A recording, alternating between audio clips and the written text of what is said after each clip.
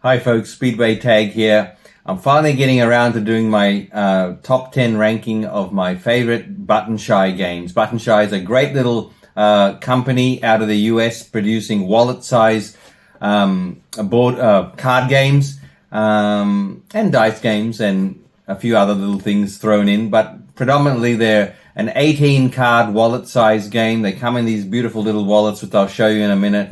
And I've got tons of them. So it's about time I did a top 10 ranking of them. Coming at number 10 for me is Tussie Mussie. This is by Elizabeth Hargraves, which you'll recognize from her great hit Wingspan. But she's done an 18-card little wallet game here for 2 to 4 players about handing each other flowers with hidden meanings. And it's delightful. You give the player to your left. You offer them 2 cards, 2 flowers. One's face down, one's face up. They got to choose which one they want to take into their tableau, and this keeps going around the table till we've all got 4 cards in front of you, and then you score up based on what flower each one is next to. It's an ingenious little game. It plays really quick, and for me, I've got a lot of enjoyment out of it over the years. It's number 10. Coming in at number 10, Tussie Mussie. This is a game about offering each other flowers, like in the old days, and the flowers send a certain message to you, which is really cool. It's a nice theme. As you know, I love gardens and flowers and forests and, nature themes, so I love this game. The deck is shuffled, put in the middle, and the way a turn goes is you don't have a hand of cards, which is really great. I love just putting a deck in the middle and getting going.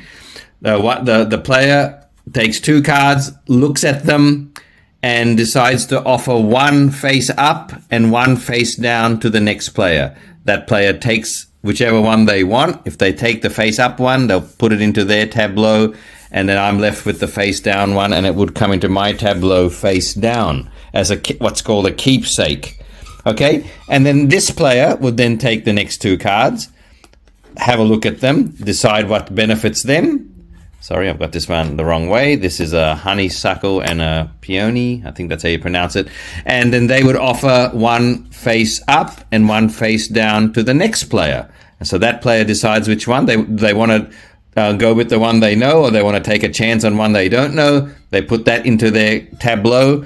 And we keep doing that. It's a lovely little guessing game and strategy when you have to choose what you want based on maybe I want this, but maybe this will be better. And that's really cool. Eventually, we'll all end up with a tableau of 4 cards in front of us. And based on where the cards are sitting, they score certain ways. And then you win a round like that. So, for example, the violet is going to score 1 point for each of your purple cards, including this one. I've got one other purple one. This one is a red card, so that's worth 2 points. The forget-me-not gets a point for the heart. And then 1 point for each heart on your cards adjacent to this one. I've got none, so that's getting me nothing. The carnation, 1 point for each of your different color cards. Well, I've got 3 different colors, so carnation's worth 3. So you see how that works. Depending where the cards end up in your tableau, you can manipulate that as best as you can. Everybody will have a tableau of 4, and you score up at the end, and that's how you play Tussie Mussie. Okay, coming in at number 9 is At the Helm. It's a solo game. It's by Ted Heidensdorf, and you'll see a fair few solo games on my list because I love solo gaming. And this one is a fabulous solo game. It's got a seafaring theme, it's got objectives, but what really makes this stand out is it's a deck builder using only 18 cards. Is that even possible? My word, it's possible with At the Helm. So this comes in at number 9 for me.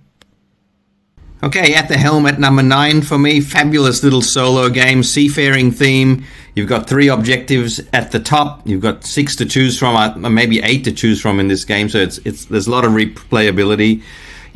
Take care of the sea serpent, discover an island, rescue survivors. You've got the tracking here on down the side of each one to see how far you get, and hopefully complete all 3 if you really want to win. And down here it tells you what you have to do to advance up the track to complete the mission. This is telling you need to defeat it with 7 pairs of sail and combat. This needs 10 sails and this needs 10 health. Okay, you need to give your health to the survivors. Nice and thematic. Those icons that you need to complete these objectives are actually on the cards that you use. Now, this game is amazingly an attempt to use an 18 card deck and create a deck building game, and it works beautifully. Okay, you've got a deck of 5 to start. You're going to be building your deck by getting things from the market there, and at the bottom you draw 3 cards each turn, and you get to use 1 or 2 each turn. Each card has got those icons that you need to complete the objectives up there. Okay, so for example, if I use those 2 cards this turn, the jib and the harpoon, I could advance. If one of my objectives needs a combat, I could advance it 1, or if it needs a sail 1. But look at this, the sea serpent actually needs pairs of sail and combat. Okay, so I'd be able to hand in those 2 cards and advance up the track to be completing the sea serpent objective.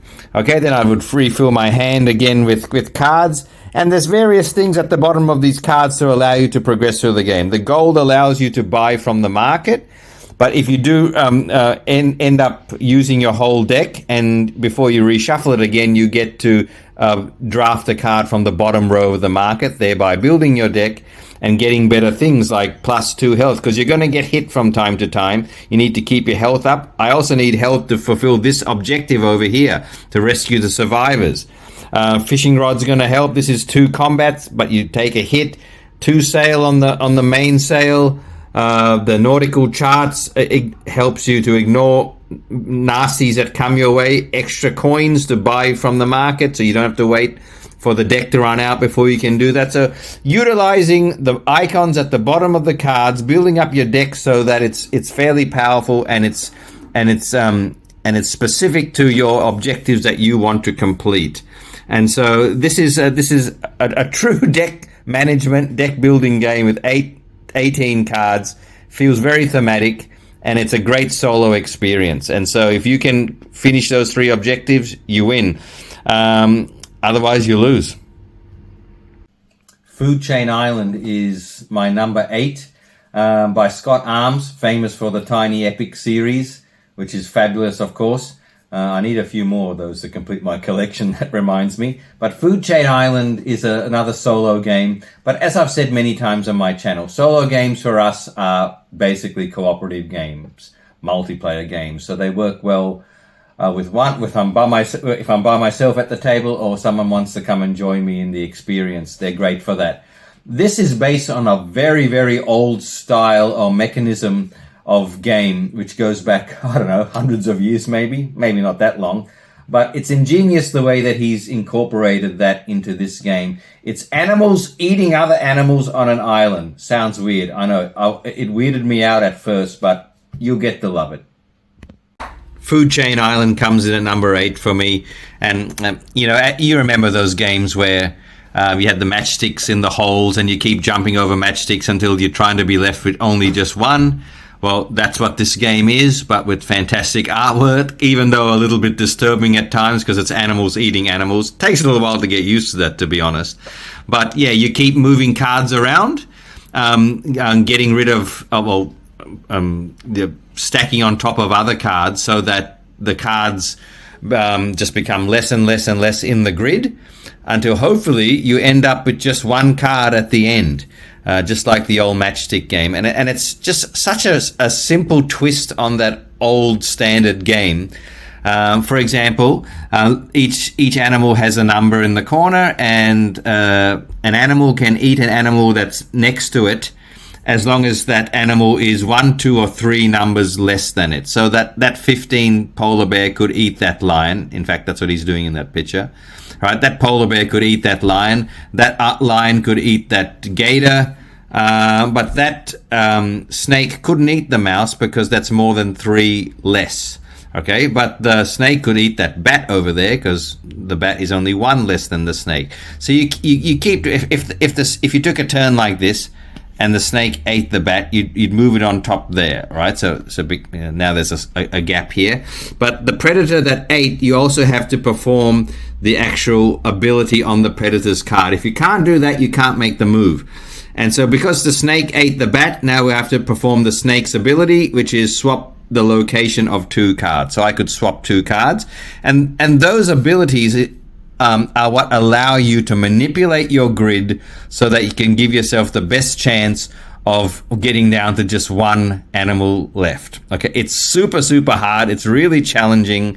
There's a lot more to it as well. The expansions are great. You've got 2 sea animals to help you break the rules a little bit during the game. But yeah, you're just looking for those great combinations. 5 might eat 4, and then the ability that 5 gives you helps you get unstuck somewhere else. So you keep going. If you get to the point where there's 1 animal left, you're going to win this game. But I lose it a lot more than I win it. Number 7 is Jason Glover's Stew. It's 2 to 4 players. It's got a very 80s feel to this, old style kind of board game, card game feel, because it's so simple and yet it sits well in this current era of card games. I hate eating stew, any kind of stew, but I don't mind this game actually. It's one of those games where you just shuffle the deck and put it out in front of you and start playing. There's no hand of cards or anything. You pick up the top card. You decide if you want to put it in the stew or not, or you want to feed one of the animals circling. It's really clever. Someone yells stew at some stage, and if they've yelled it at the right time, they win the round. It's a great little party family game, and I play it heaps. So stew comes in at number 7. Number 7 for me is Stew. Simple little game, but boy, have we had fun with this over the years. Okay, the animals and the vagabond are set up at the top here, waiting to steal food from your stew. This is your deck placed in the middle there. Once again, I love just placing a deck in the middle of the game. No one gets a hand or anything. You just get started by just drawing from the deck. I love games like this. On your turn, you take a card, you look at it, you decide whether you want to feed it to one of the animals, and what that means is you stop them from wrecking your stew at the end of the round, because they do nasty things, they steal things from your stew. Okay, so if I feed them with something, it'll stop them from doing that. Otherwise, you can secretly put it into the stew. Here's our pot. So I've just put that potato into the stew. The next person might look at this potato and say, you know what, I'm gonna feed that to the rabbit, so the rabbit doesn't get to do its damage later on. Then the next person looks at this. Oh yeah, the leek, it's worth 3 points in the stew. I might put this in the stew. The next person says, I might put the carrots in the stew. The next person says, I might feed this potato to the boar to stop him from doing his rubbish. All right, and we keep going, putting things in the stew like this, until someone yells stew. And you do that when you think that you're going to win the round. You win the round is by, if you call stew and there's 12 points for you in the stew, you'll win the round. But you don't know exactly what people have been putting in there. It's a bit of memory. It's a bit of just, trying to work it out, what might be in that stew, and calling stew at the right time before someone else does. It's a very simple game, but it's super fun. When someone calls stew, we look to see what's in there, okay? And the first thing we do is we feed the unfed animals. For example, the gopher will take 1 leek from the stew, and so there's a leek in here. So you lose 3 points from your stew to that gopher. You feed all the unfed animals, and whatever's left, if it totals 12, you've won that round. If it doesn't make it to 12, you've lost that round, and your opponents get 1 point. You can play as many rounds as you want, and it's just simple and really fun. So that's stew. Circle the Wagons at number 6. Once again, a theme I don't really like that much, Western themes, okay? But it's a testimony to how good these games are. I like them despite the themes sometimes. It's coming at pretty high at number 6. This is a well-loved game in the Buttonshy catalog. It's one of the it's one of the most popular. It's a 2-player game. It's building a tableau of a Western town based on the icons and the territories on the card. Each card is divided into 4 territories, and you're building your own town tableau. But it's really unique in the setup. It's a card drafting game, and the drafting is very clever. And the cards are arranged in a wagon wheel. And if that doesn't get your interest, I don't know what will. So Circle of the Wagons is well worth a look at, and a lot of people like this game. Number 6 for me. Another classic from Buttonshy, Circle the Wagons. a favorite of many. It's coming in at number 6 for me. We love it.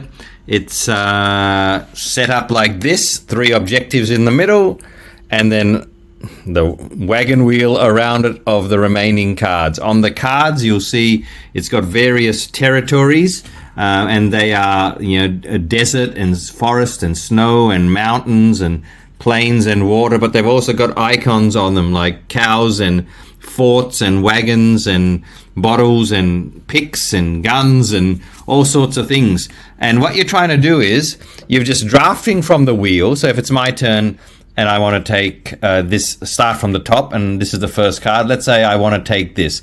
If I don't want that card and I want a card a little bit later in the wheel, I can do that, but my opponent gets the cards I missed. So keep that in mind for their town. You're building a town down here. I take that card and I'll have a tableau going here, and I'm trying to build and place these icons and territories in such a way that will get me points from these objectives that are in the middle. And so this objective is telling me I'm getting 4 points per single gun directly between 2 desert territories. So, a gun between 2 red territories. This objective, Gold Country, is telling me I'm getting 2 points per mine adjacent to or on a mountain territory. So a pick on top of or adjacent to a gray spot, and so on. So you're drafting cards and building a town here. You take another card when it's your turn, and you can place it on top like that, next to it, adjacent, and you just start building a tableau here, trying to maximize your points according to what those objectives want. And once you go all the way around and all the cards are taken, we go a couple of rounds, and then you score your objectives based on the town that you've built down here. It's really, really fun trying to outwit your opponent, deprive them of certain cards, but feeling that contradiction and that awful feeling of, I want that card, but if I take it, I'm giving them those 2 cards, which they need as well. So the drafting and the building of the tableau with the icons is really, really fun to maximize your points with those objectives. Circle the Wagons, great solo version as well, I might say, called the Lone Cowboy. Check that out as well. Twin Stars at number 5. We're into the top 5 now. This was actually the first Button Shy game I bought. And no wonder I kept buying them after this, because you play it with only 3 cards. It's a solo game. You play with only 3 cards, a scenario card and 2 characters. You get a couple of dice and a few counters, and you're rolling, placing the dice on the characters, trying to unlock certain combos and abilities on the scenario card. I love the scenario of having to escape an intergalactic prison. How can that work with only 3 cards? You'd be surprised. It works brilliantly well. Twin Stars will always be in my top 5. Twin Stars, great solo game, little dice placement game. Solo, it comes in at number 5 for me. I've played this heaps. You've got, once again, a scenario card. There's lots of those. This is the easiest one, Escape the Brig. 2 of you are locked up together and need to break free. Okay, you got to escape from this prison. This is you down here. You've got to get from there to win the game. This is a guard. If that token representing the guard gets into your tunnel, you lose the game. Okay, so that's your scenario card. You get 2 characters as well. There's tons of characters to choose from, which makes the game so replayable. I've got the basic characters here. They've got a health tracker as well. And the way this game plays is ingenious. You only play with these 3 cards and these tokens and the dice, which is amazing. You roll both dice, and you have to try and place these dice, one on each character, and as you place a dice, you'll see that it will give you an icon, and if the 2 icons together match one of these combos on the scenario card, you get to do what that combo says. The Twin Stars is the best thing because that advances you in this scenario along the tunnel to freedom. The 2 ticks will also advance you, but you have to take a skill check, which involves rolling this dice to make sure you don't take a hit. If you get this combo, you've alerted the guard, and he comes closer to your tunnel. And other things as well. The scenarios get a lot more complicated than this, but they're really thematic. They feel great. There's a pick that you can take to help you get an extra combo underneath there, as you can see, and help you advance a bit better, but at a cost. Okay, so when you roll the 2 dice, like I said, you have to place them as best as you can in the best possible ways. If I rolled a 4 here, which would be really good, I'd obviously place it here to get that star. And if I roll the 1 here, I'd definitely be placing the 1 on that star. Where's my 1? There it is, on that star, like that. So my 2 characters have provided me with 2 stars, and I get to use that combo and move forward in the tunnel. But you don't always get what you want with the rolls. There's an energy token here to re-roll if you like a couple of times. But a lot of the times you won't get a combination. And if you don't get a combination, you choose 1 die to stay there, and it gets to drop down 1 number. So if I chose this one to stay, it would drop down to a 3, and it goes down. And then I re-roll this one, and hopefully by placing that there, I'll create I'll create a combo. If I don't, I repeat that process. So I'm constantly trying to manipulate the dice, get them positioned right on these 2 characters to trigger those combos to move forward in my scenario. Really, really tricky. There's instants, there's effects by placing dice in certain places, but trying to manipulate the dice to get these combos to go forward in the objective, in the scenario, is really, really fun. Brilliantly designed little solo game, this one. Twin Stars comes in at number 5. Number 4 is Antinomy. This plays for two people. But I love it solo. I've done a video on my channel, the solo version of this. But either way is great. Antinomy, I've practiced a lot to be able to say that word because it doesn't come natural to me, right? This is 2 sorcerers or 2 wacky wizards who have discovered the space-time continuum and relics within it, and they're battling over trying to collect the crystals on that continuum. I picture myself as Gandalf in this, the other guy perhaps as that guy from Harry Potter. I'm probably one of the only people in the world that's never read a Harry Potter book or looked at a Harry Potter film. That's why I can't think of his name.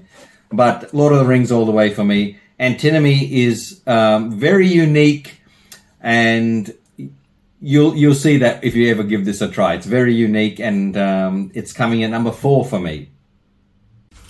Antinomy at number 4. You're a sorcerer, and you're parading up and down this space-time continuum, these cards, these 9 cards, and you're trying to collect these relics and crystals, and it's a great little theme. It's a 2-player game, but I've got the solo version called the Solo Flair expansion, which is fantastic as well. The way a turn goes, basically, is this is me. That's my opponent across the timeline there. You've got a hand of 3 cards. You're trying to make a combination of 3 of the same. So 3 of the same number, color, or icon. And the way you get those cards from the timeline into your hand to create those, what they call paradoxes, or 3 of the same, is you move your scepter up and down this thing, and wherever you stop, you get that card. And it moves according to the card you played. So if I played this card, to move right, I have to follow the number. To move left, I move to a matching color or symbol. So to move left, and I say I'm using the red, I can go and get that skull down there. To move right, I have to use the number, and that's what I want to do, because I want to move here or 1 space according to that number, take the card that was there, place it into my hand, replace it with the card I used, okay, to complete the space-time continuum. And now I've got 3 of the same. That's a paradox. That gets me one of those crystals. If I get 5 of those, I win. Okay, my opponent's trying to do the same thing. We're going up and down here, manipulating our cards, manipulating our position on the continuum to try and get the cards we need. It's very strategic. It's very unique, this game. And if you ever pop up in front of each other like that, the 2 sorcerers at the same card, a clash occurs, system of combat. and you can steal each other's crystals that way. But that's basically, you're trying to make sets of 3, but trying to move up and down is very strategic to get the cards that you want. That's Antinomy. It's a very clever game. Solo, it's even better. The granddaddy of them all, the Opolis series. I've put 3 in 1 here for my number 3 in my ranking. Sprawlopolis, probably the most well-loved of all Button Shy games. Started it all off. After Sprawlopolis, we got Agropolis and Naturopolis. These are puzzle games. They play with multiple players, but it's best solo. Most people play them solo. Each card is divided into 4 segments of a city, or farm, or aspects of nature, and you play them out in a puzzle way, trying to meet the objectives that you're trying to get points with. And you're building a city, or building a farm, or building nature, all according to the objectives that you're trying to follow. It's very puzzly. There's roads that you're trying to connect as you place the cards down. Have a look at it. It's still one of the best. Was my number 1 for a long time. It's just dropped to number 3, but it's fabulous. Coming in at number 3 for me is the Sprawlopolis series. I've included all the Opolis games that Button Shy have put out, because they're all the same mechanism, just with different themes. Sprawlopolis is a city theme, Naturopolis is a nature theme, and Agropolis is a farming theme. Only very slight variations. The core gameplay is the same, and I love all 3 of them. So they're all coming in as number 3 on my list. Again, like Circle of Wagons and maybe Food Chain Island, this is one of the most loved of all the Button Shy games. It's so simple, but it's addictive and fun and creative, and it's just a great design. You can play it with multiple players, but most people just love playing it solo. You draw, just like in Circle of Wagons, on the back of each of these cards there's objectives. You draw 3 of them there. The numbers at the top, when you add them up together, that's your target score to win. So for this one, I need 26 points or more to win, and you get the points by fulfilling those objectives, and for 1 point per block in your biggest group of each color. There's 4 colors: blue, gray, red, and green, and they represent parts of the city. And so at the moment, I've got a group of 3 there. If that ends up being my biggest group of green blocks, I'll get 3 points for those.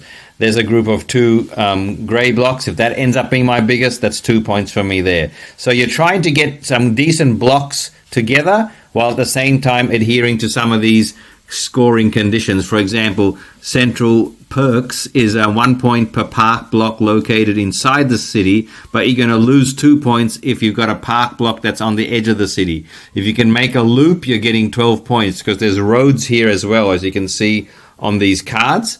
And then this one as well, 2 points per a gray block, industrial block, adjacent to only blue blocks. Okay, so that's tricky. If you can get that done, that's great. You've got, so I might take a turn. You just play one of your cards here as best as you can. Maybe I'll take this, and you don't play it vertical. They're all played horizontal, so I could play that there. I could play that there. I could cover complete cards. You can't tuck underneath. You can't go diagonal to diagonal like that. But you can place them anywhere, even if the road goes nowhere like that. You can still place it.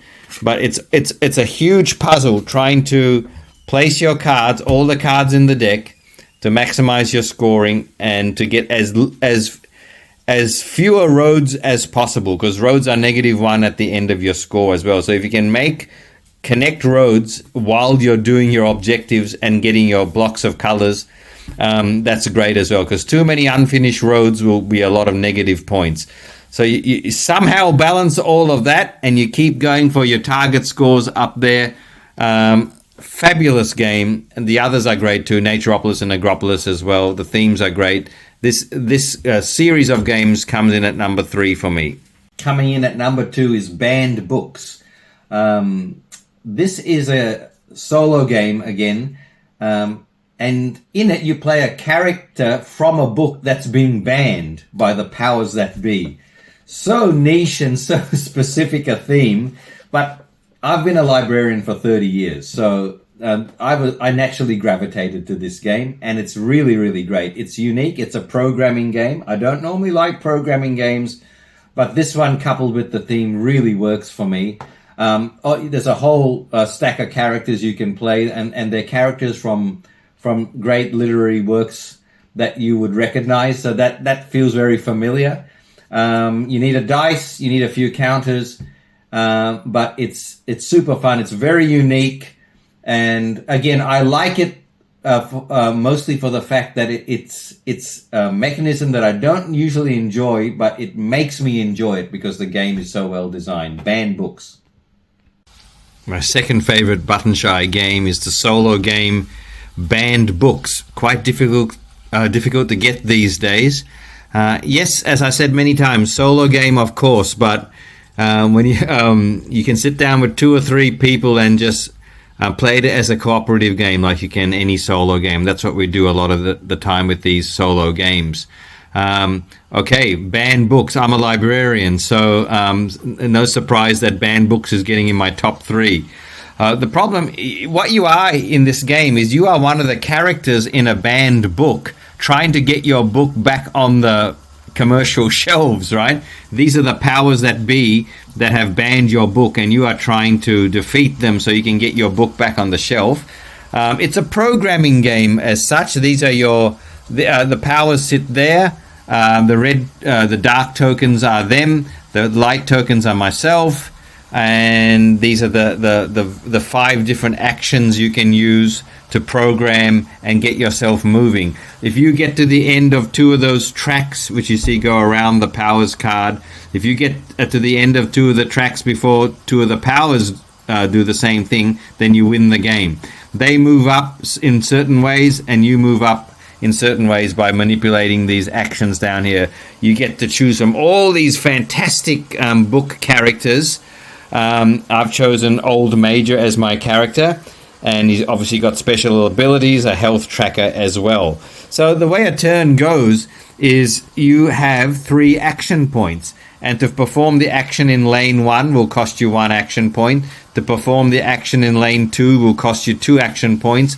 To perform the action in lane 3 will cost you 3 action points, and you can't do those 2 that are out there until they move into these lanes.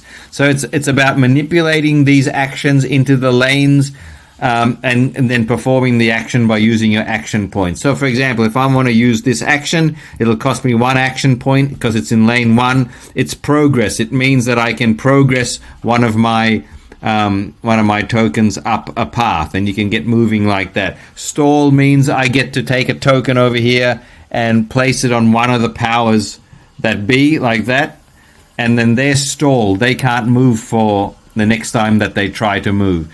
Heal is obviously getting health back. Ability is using your special ability on your character card. And flipping is important because after you use one of these actions, it goes to the back of the line and gets flipped upside down. And to use it again, you've got to use this flip command or some other abilities to unflip those cards so they can be usable again. Then everything moves up again, and so you see how different actions line up in different lanes and therefore can be used for different numbers of action points. That balance is super fun.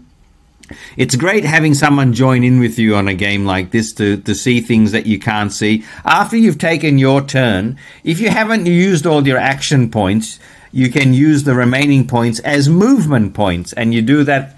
Movement points allow you to manipulate the order of the way the cards sit there to your advantage. Then the powers have a turn. You roll a dice, and if the number that you rolled falls in between any of these variations, like the 6 doesn't fall in any of these areas, a 1 to 2, or 1 to 3. So the powers don't get to move. But if I had rolled a 2, okay, it doesn't fall in here, but it does fall in here. It's a 1 or a 2, or a 1, 2, or 3. So these 2 powers would move if I rolled a 2, and they would just move up 1.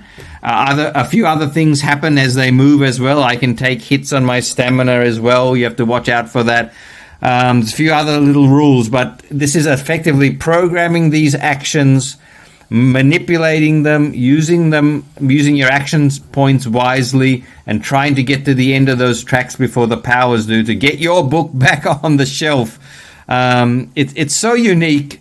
I know programming games are kind of common, but this one feels unique. It's a great game, and it's given me a lot of pleasure over the years. Banned Books at number 2.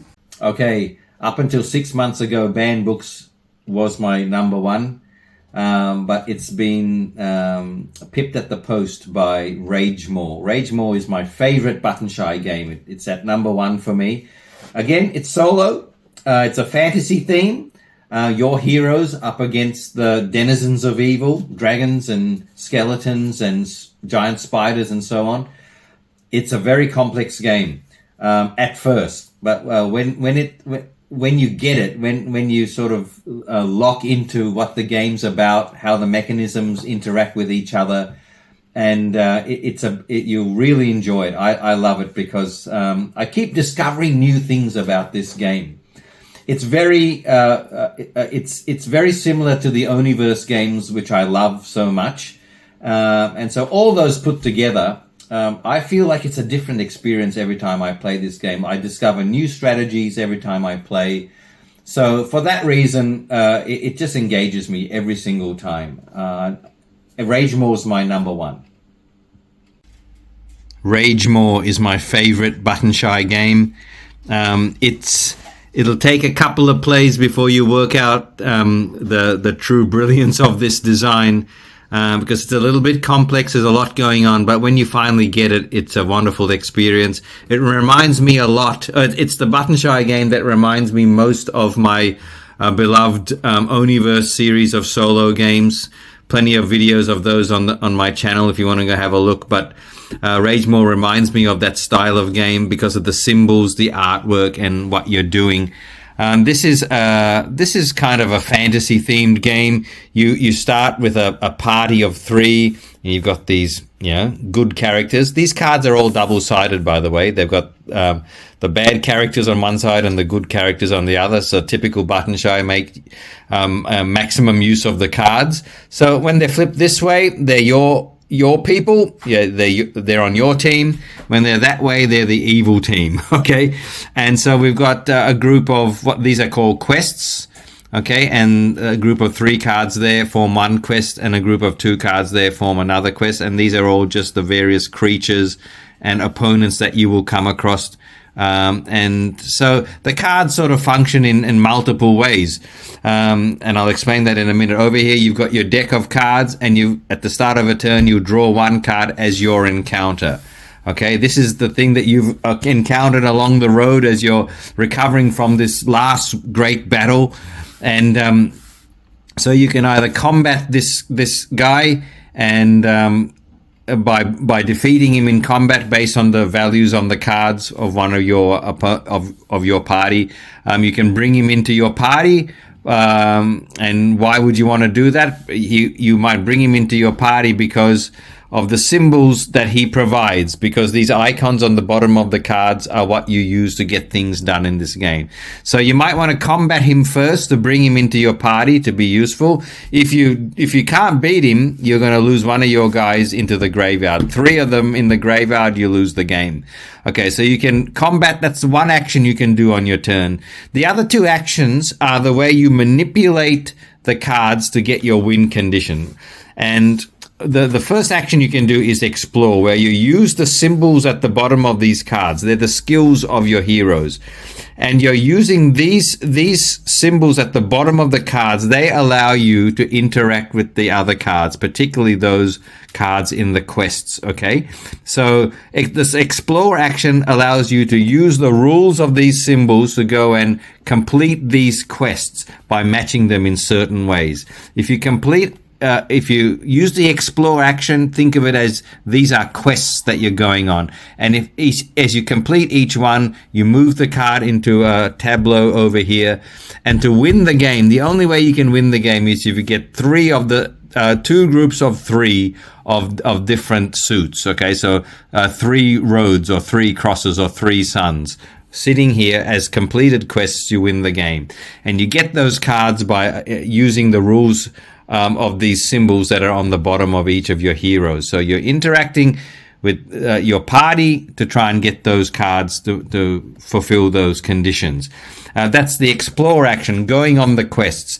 The recruit action is where you actually use the symbols on your heroes to try and recruit more heroes, because you might want other symbols. These symbols might not be working for you, so you might need to recruit other cards into your party to get the symbols you need to defeat the encounters and to win the quest cards, so that you can get the 2 groups of the same suit to win the game. So it's this multi-use of cards to get certain symbols into your party so that they can be usable in the best way to win quests, or to defeat encounters, or to collect cards with abilities that you want to use.